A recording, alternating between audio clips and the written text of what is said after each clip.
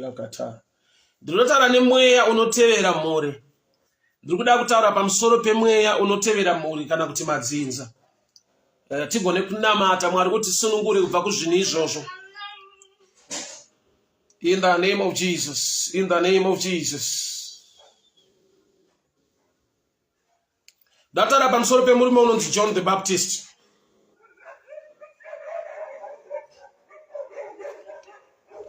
Mark chapter 6 inotaura pamusoro pekudamburwa musoro kwa Johani. Mark chapter 6. Father, in the name of Jesus, help me to explain the scripture with deeper understanding and revelation. In the name that is above every name.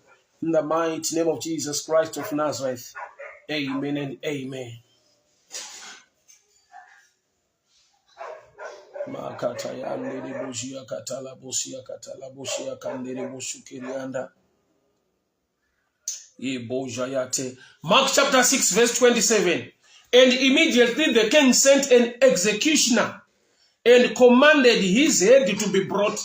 And he went and beheaded him in prison and brought his head in a plate and gave it to the damsel, and the damsel gave it to her mother. And the disciples heard of it. They came and took up his corpse and laid it in the tomb. John the Baptist, he died a painful death. He was beheaded. Wakadamburwa musoro. Chikonzero kune mwana pakaitika mafaro mabiko kwa Herod pa birthday rake. Herod mwana ndokubva atamba. Herod ndokubva abvunza kuti chii chaungada mwana kuti ndikuitire. Mwana ndokubva ati ndinoda musoro wa Johani. Why the head? Ende munamato wako munamato wangu mazuvano ndewekuti not my head. Padotaura panyaya yemusoro. Musoro, it means the most powerful thing of everything. Chinhu chakanyanya kukosha pamusoro pezvese chino representwa nemusoro. The head represents kukosha, musoro wechinhu. Okay, I'll give you an example. Treni kuti ifambe inenge ine chimusoro chinodhonza. Demo kuti riteme kune unonzi musoro wedemo uri very sharp unotema. Munhu pfungwa dzake chinodrive munhu is the power of knowledge or the power of mind. So musoro wa Johani, the devil is after John's head. Why? Because John is the only prophet who showed people Jesus. Some, they were prophesying the coming of Jesus. But whilst John was standing in Jordan River, paakaona Jesu achiuya, akati iro gwayana rinobvisa zvivi zvenyika. The Lamb of God that taketh away sin. So Herod represents a demonic system. Risingade kuti vanhu vagone kuratidzwa pane ruponeso. Risingade kuti vanhu vagone kuratidzwa the head of the church. Kebadayandele boshiaka. Ndinzwe bururu. John the Baptist akadamburwa musoro nechikonzero chekuti he is a prophet. Ari kuratidza vanhu chakabva kumusoro kudenga anova Jesu. Ari kuratidza vanhu the head of the church. We are the body of Christ and Jesus is the head. So which means kereke church muno. Church yanga isina musoro waingova mutumbi. Saka Jesu paari kuuya ndo pane kuzadzikiswa kwemusoro wekereke. So Johani ndokubva ava nerevelation yekumusoro. Nokuti paakabhabhatidza Jesu denga rakakonfema kuti this is my beloved son. Uyu ndiye mwanakomana wangu wandinodisa. Mutererei. So John knows any confirmation yedenga. And Jesu asati apinda mumvura. Johani by revelation anoti iri ndiro gwayana rinobvisa zvivi zvenyika. So John paari kuona Jesu ari kuona musoro. Saka Johani haarambe ari iye musoro to the church. nekuda kwakuti the original head rauya. Iye ndiye muperekedzi pamuchato. Jesu ndicho chikomba chinofanirwa kuchata. Saka muperekedzi unofanirwa kudzoka kumashure kuti chikomba chive pamusoro kana pamberi pezvese. So John now, mweya uri kumutevera number 1 is the spirit yaioperate life make. Bible rangu rinoti John came in the spirit of Elijah. That's why even his dressing, white faker, Sir Elijah, a camel skin and a leather belt. Ukatarisa buku ya 1 Kings chapter 1, unonzwa kuti mambo Ahazia atuma vanhu achirwara kuti endai munondibvunzirawo kuna Beuzaba. Vakasangana vanhu vakatuma vakasangana na Elijah.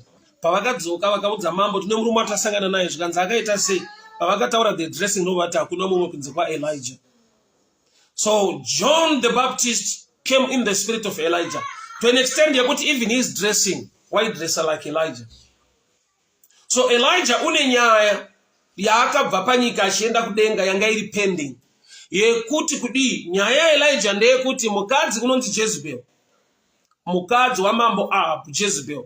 Pakaurayiwa vaprofita vaBhaari. Akati I swear ndinobheja kuti harisi kuzovira ndisina kudambura musoro wa Elijah. So Elijah's head was on demand kupalace nemukadzi. So the same spirit yakabata mukadzi wamambo Herod.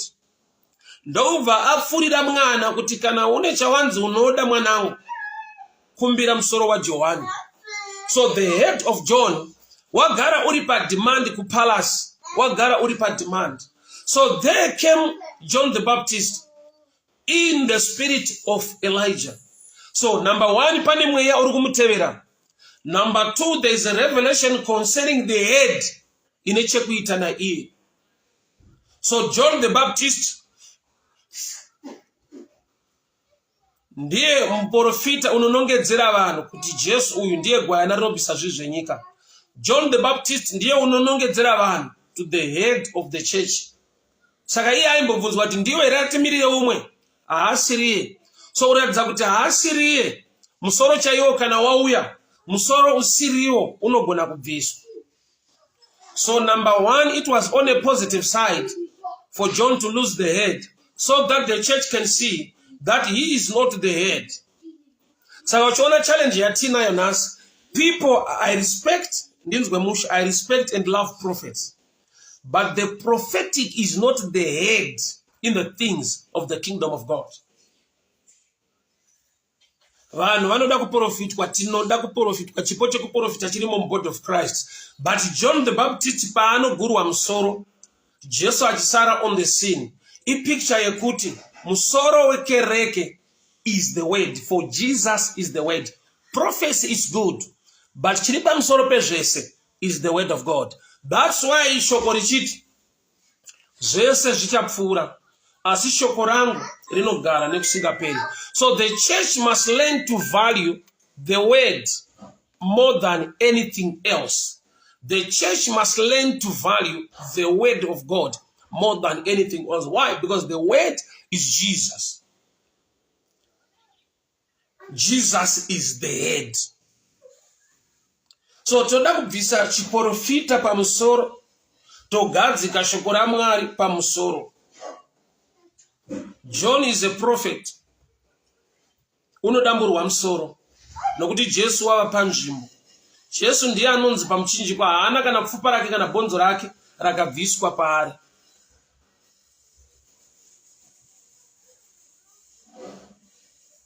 People of God, hear me very well.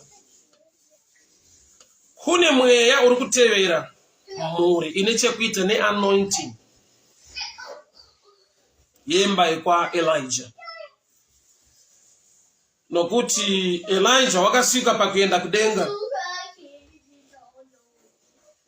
Panyika pane munhu ari kuda kudambura musoro wake, aiva mukadzi wamambo ainzi Jezebel, mukadzi wamambo Ahab. So the same spirit ya Jezebel ndo yakabata pane mukadzi wokwa Herod. So pakaitwa mabiko pati mwanasikana ndokubva atamba, baba ndokubva amubvunza kuti chaunoda mwanangu ndikuitire ndikupe ndafara nekutamba kwako. Mwana ndokubva anobvunza amai. Amai havasiriwo vatamba, asi amai vagara vane reward yavanoda kuti vapuwe. So mistake neera yemwanasikana ndeyekundotsvaka kuna amai vane chigumbu naJohani. Amai vane chigumbu naJohani. Nokuti Johani wanga wabata watsiura nyaya yaitwa naHerodhi, upombwe waitwa naHerodhi. So mukadzi uyu haasi kufarira Johani. So mwanasikana paanongobvunza amai vake, vanotitaura kuti ndinoda musoro waJohani. Haasi musikana ari kuda musoro waJohani. Kuna amai vari kuda musoro waJohani. Kune vanhu vasiriwo vavengi muupenyu hwako, bali vari kutambiswa front nevavengi vako. Nekuda kwokuti vavengi vako havadi kuti uzvizive kuti vavengi vako, kana kuti they are after you. Saka uchiona nedzimwe nguva unoshaya kuti ndiani ari kukonzera zvinhu izvi. The devil is so cunning. Anoshandiswa kuiswa paforefront zvichida nditete ndibamuni ndisekuru ishamwari. Yet the real enemy haasi mwanasikana ari kuda musoro waJohani. Ndaamai vari kuda musoro waJohani. But havagoni kubuda pachena kuna baba kuti tipeiwo musoro waJohani.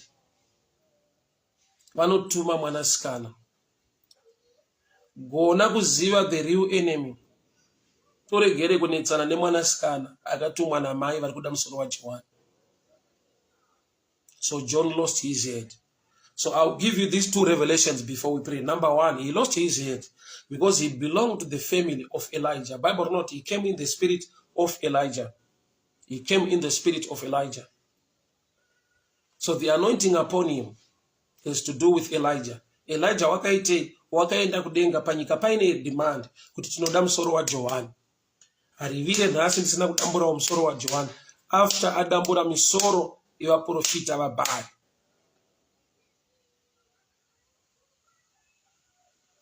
So Elijah wakadambura misoro yevaprofita vaBhaari. But akauya in the spirit of Elijah akadamburwa musoro. So pane nyaya yekuti you carry the anointing or you are imparted the grace. But unotakura futi nyaya dzeko. So it's very sensitive and dangerous when you belong to a spiritual family. Why? Because autori zvakanaka bedzi, but unotora nehondo dzeko dzekuti kana usina nyasha hondo dzeko dziri after you hausiriwe wakazvitanga, but zviri mubloodline yekuti kuna akazvitanga zvichazodawo musoro wako. So munamato wako newangu mangwanani ano unoti not my head, not my head.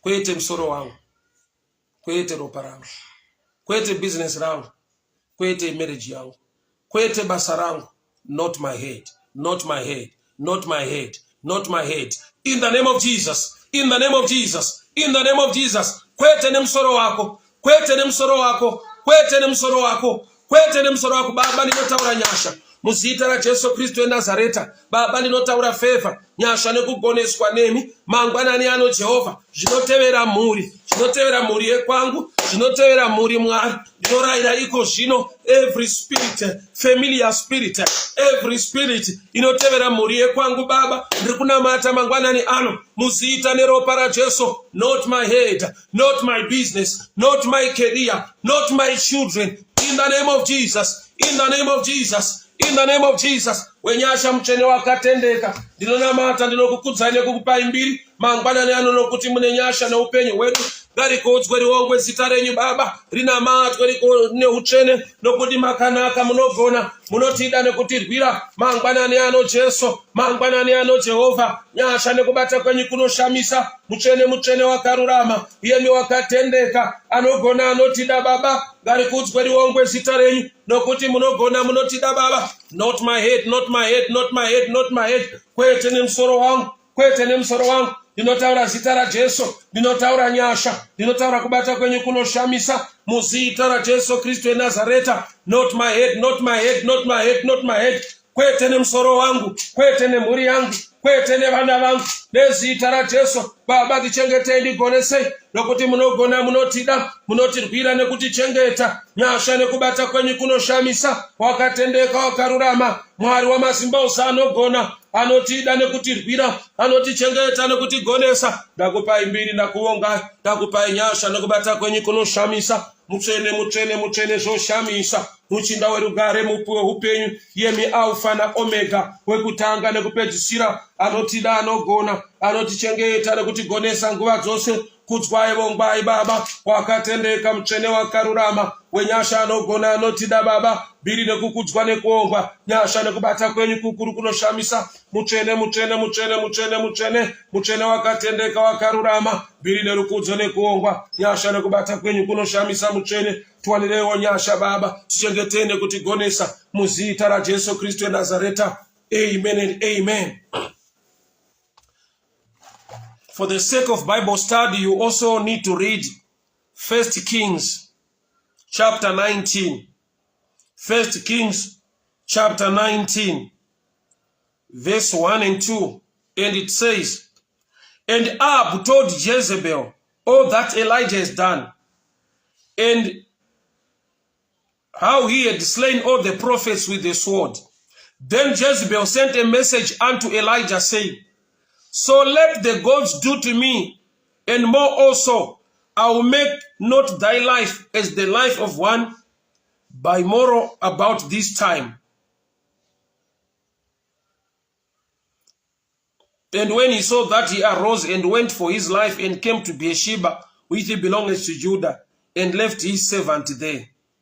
So Elijah wakatanga kutiza mudunhu raanga ari nekuda kwokuti Jezebel ati mangwana chaiye zuva ringavire tisina kuita zvawaita vaprofita vaBhaari, which means Elijah's head was on demand nemukadzi unonzi Jezebel. Jezebel aiva mukadzi wamambo. So pandaverenga New Testament tine mukadzi womwe mambo anonzi Herod. Mukadzi uyu ndiye ari kuti kumwana wake tiri kudawo musoro waJohani. Why the head? Inauya kuti there is a family thing. Shirimo. John the Baptist belongs to the family yekwa Elijah, because it says he came in the spirit of Elijah. So John the Baptist nekuda kwemhuri yaari kune nyaya dziriko kumhuri kwakasvikira. Nekuda kwemhuri yaari kune nyaya dziriko. So mhuri imwe neimwe kwatinobva kune nyaya dziriko. Kwete zvawakaita iwewe, wakatosvika zvakaitwa kwari, kune mhiko dziriko dzinoda kuti muromo wako mangwanani ega ega, manero ega ega, muromo wako ugone kutaura nekurevhesa kuti not my blood, not my head, not my family, not my business. Father, in the name of Jesus, Father, in the name of Jesus, Father, in the name of Jesus, not my children, not my head, not my career, not my business. I pray, Almighty God, for your grace and your favor. In the name of Jesus. In the name of Jesus. In the name of Jesus. In the name of Jesus. In the name of Jesus. Not my head, not my head, not my head, not my head, not my head. Mutsvene wakatendeka wenyasha wakarurama, mhuri yangu Baba ichengetwe nenyasha dzenyu. Mhuri yangu Baba ichengetwe nenyasha dzenyu. Ndanamata pamusoro pevana vangu Mwari. Ndanamata pamusoro pemarriage yangu Baba. Ndanamata pamusoro pemudzimai wangu Mwari. Not my marriage, not my wife, not my children, not my wife, not my children, not my wife, not my children, not my career, not my career. Every spirit inotevera yonganiso, every spirit inotevera inounza division mumhuri yekwangu Baba, ndinoramba nezita raJesu, ndinoramba nezita raJesu, ndinoramba nezita raJesu. Ndinotaura nyasha dzenyu kuchengetwa nekugoneswa nemi. Yemi wakatendeka, mutsvene wakarurama, Mwari wamasimba ose, anotida, anotirwira, anotichengeta nekutigonesa. Every plan of the enemy must be put to shame. Every negative voice be silenced in the name of Jesus, in the name of Jesus, in the name of Jesus. Baba ndiri kunamata mangwanani ano, not my head, not my head, not my head, not my head, not my business, not my career, not my children. Kwete pamusoro pemhuri yangu, kwete pamusoro pewanano yangu, kwete pamusoro pebasa rangu, kwete pamusoro Mwari pezvese zvandinobata. Ndichengeteiwo nenyasha, ndirwireiwo ndigone aonese mweya inotevera madzinza, mweya inotevera isingade chakanaka mukati memburi. Every demonic spirit, every familiar spirit against my children, Father, I reject it, I reject it, I reject it in the name of Jesus, in the name of Jesus. Not my head, not my head, not my head, in the name of Jesus, in the name of Jesus, in the name of Jesus, in the name of Jesus. Baba ndiri kunamata, ndiri kutaura nyasha nekubata kwenyu kunoshamisa, mutsvene wakatendeka wakarurama, Mwari wenyasha anogona anotida Baba, kudzwai wongwai namatwai, nokuti munogona munotida munotirwira nekutichengeta. Nyasha nekubata kwenyu kukuru kunoshamisa, wakatendeka mutsvene wenyasha anogona anotida wongwai kudzwai namatwai Baba, muzita raJesu Kristu weNazareta. Glory be to thy name forever, Lord, because you are worthy. Mighty God, mighty God, mighty God, mighty God, mighty God, mighty God. Rakatabo sharia manderebo shiakata menta baradia sakabo jabaliga dayante kerebo shiande miketa yandolo boshiakata labasande karada boshianda riba baba baba sakiata kalada bosha renta bayadia katalabazande rebo shiakata labosa retete la boshiakata labosho koria manderebosa.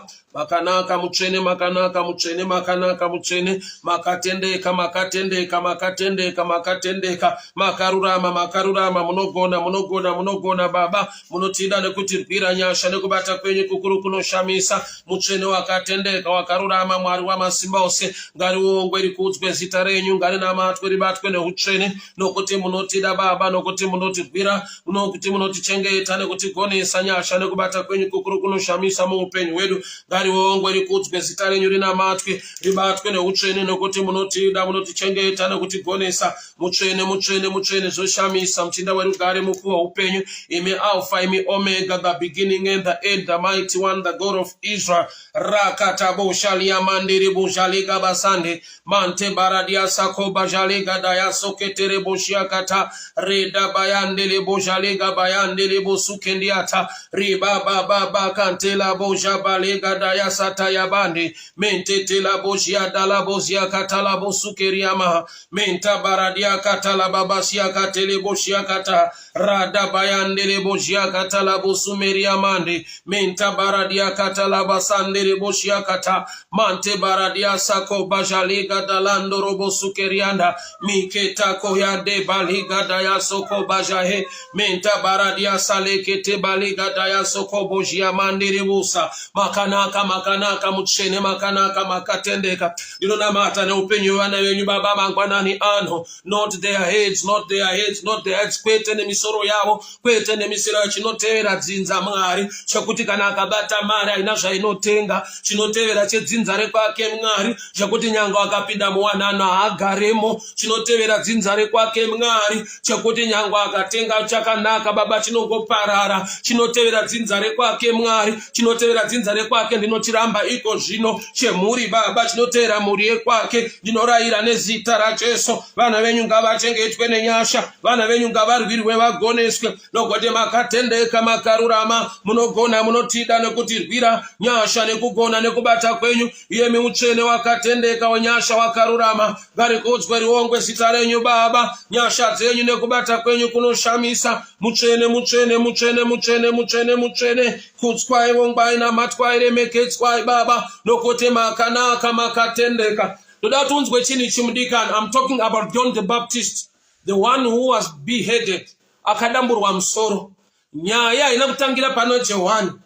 Nyaya ndeyekuti Elijah paakanetsana na Jezebel achidzokera achitiza anzi na Jezebel ndinokudambura musoro sikuverenga kwandaita. I want also to read this for the sake of Bible study. Luke chapter 1 makatabosha. Luke chapter 1 verse 17. And he shall go before him in the spirit and the power of Elijah to turn the hearts of fathers to children. Angel Gabriel ukutaura pano na Zakaria kuti uchava nemwana unonzi John, but you will come in the spirit or in the anointing of Elijah. So John the Baptist, he came in the spirit of Elijah. Akauya ane mweya wa Elijah. So mweya wa Elijah wakaita kuti ave a prophet. Mweya wa Elijah wakamupa the kind of dressing yemapfekera ake, a camel skin and a leather belt. ukazverenga zvakanaka uchaona the dressing of John was the same with the dressing of Elijah. So in dressing waipfeka zvakafanana nokuti auya in the spirit. Pane nguva yekuti kumwe kupfeka kuri pamunhu hakuna ine decision nechoice yake asi kune chekuita nemweya uri pari. That's why we got to be careful. The Holy Ghost must help us and guide us. Nekuda kwekuti dressing chaiyo ine ma effects atinotora from the spiritual or the lineage, it is spiritual. John came in the spirit of Elijah. When you check the dressing of John, waipfeka a camel skin and a leather belt. Ukadzoka kuna Elijah, uchaona kuti Elijah waipfeka zvakare a camel skin and a leather belt.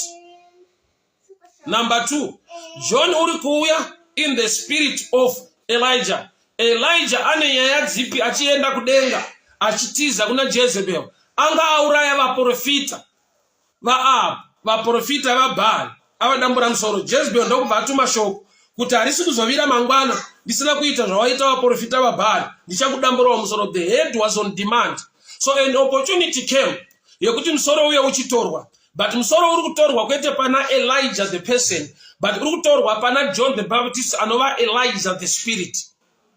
So it was a spiritual battle ine chekuita ne family. Nofunga ndanzwika pana. Nofunga wandinzwe pana pamudikana.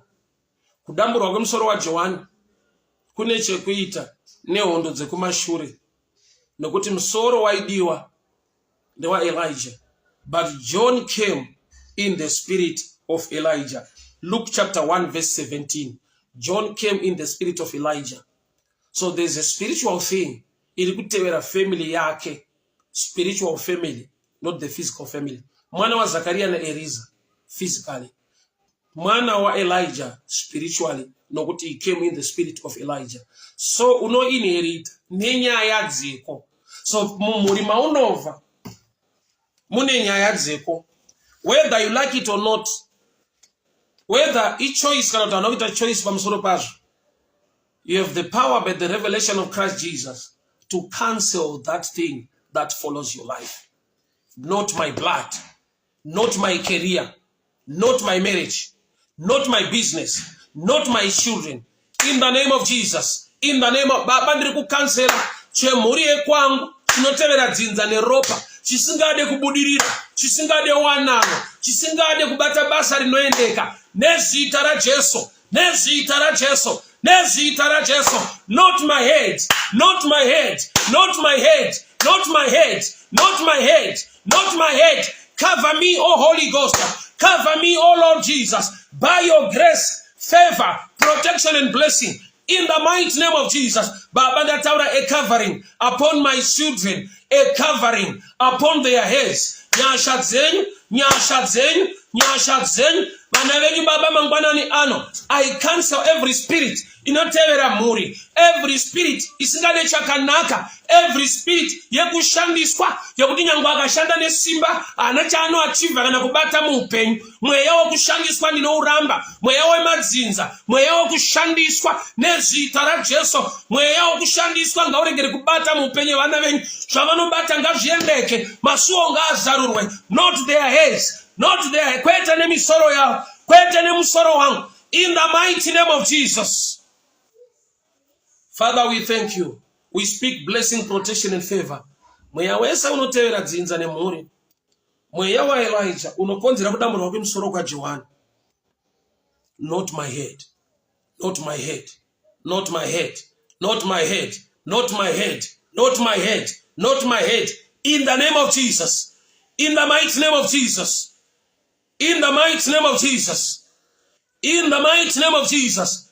Dagadzika musoro wa Jesu pamusoro wangu. Nokuda kwakuti he is the head of the church. Father, in the name of Jesus. Kabadaya saka. Kabadaya sakata. Redebaya dalaboshi yakata. Let me show you another mystery.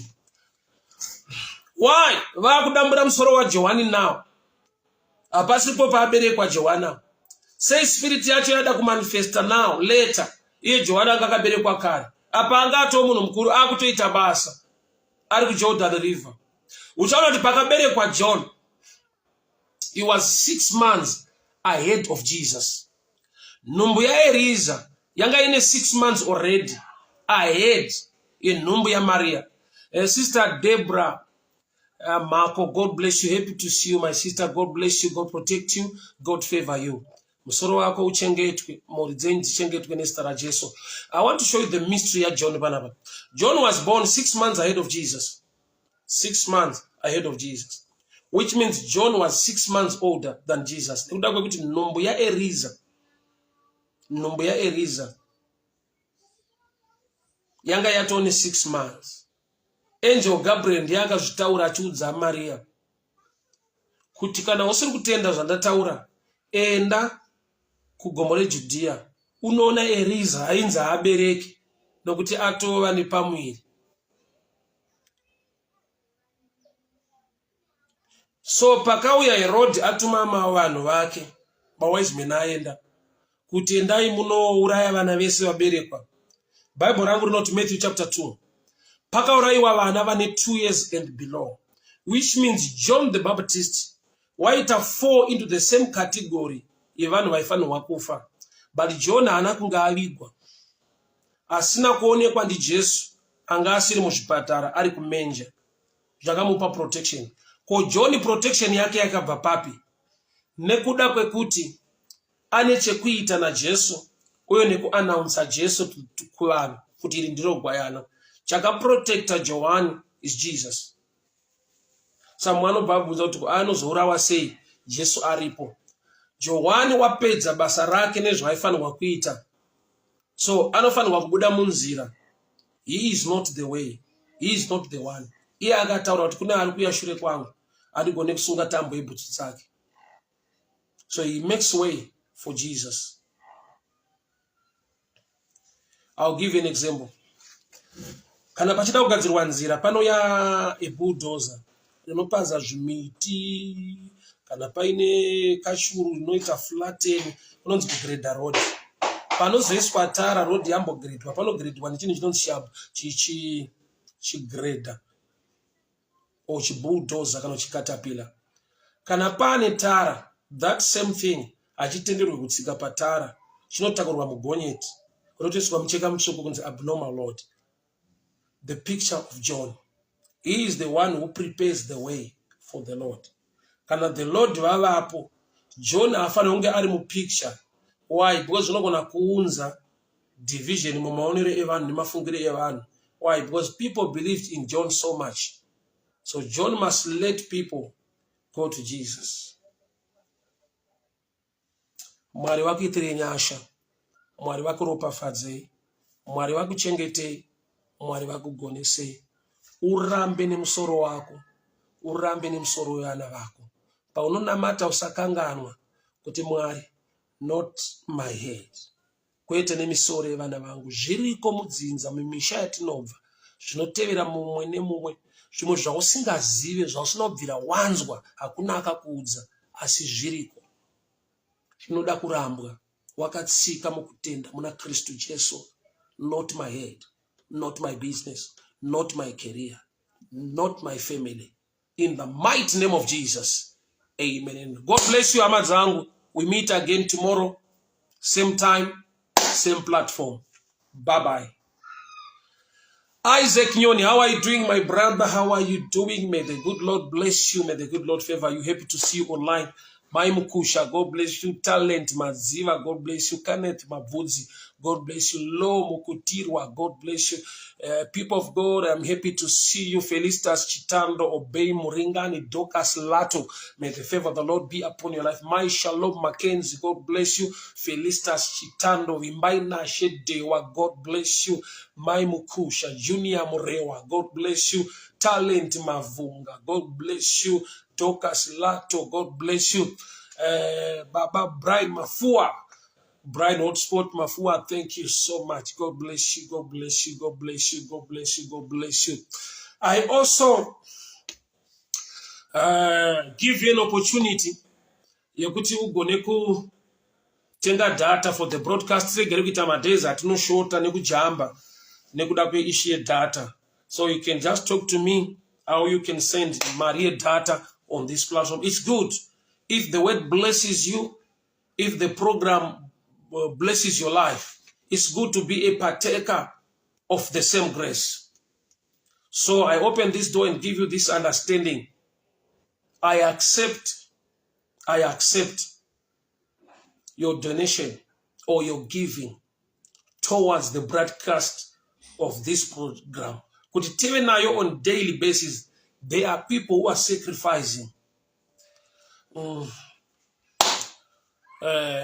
It's from the heart. I see church, our money kids,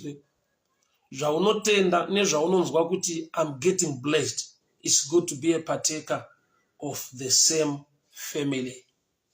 So you can also take an opportunity to send airtime, if you can buy airtime, or to send the money for airtime, so we can continue to have daily devotion, prayer sessions, in the piece of scripture on each and every day. May the good Lord bless you. May the good Lord favor you. May the good Lord protect you. May the favor of the Lord be upon your life. Sister Deborah Marco, thank you so much for your offering. Thank you so much for the airtime.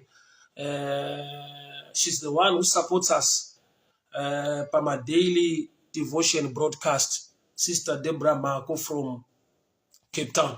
Mwari vakuitire nyasha. Ndinonamata pamusoro pefamily yenyu. Ndinonamata pamusoro pebasa ramunobata. Ndinonamata pamusoro pezvingatevera dzinza rekwako.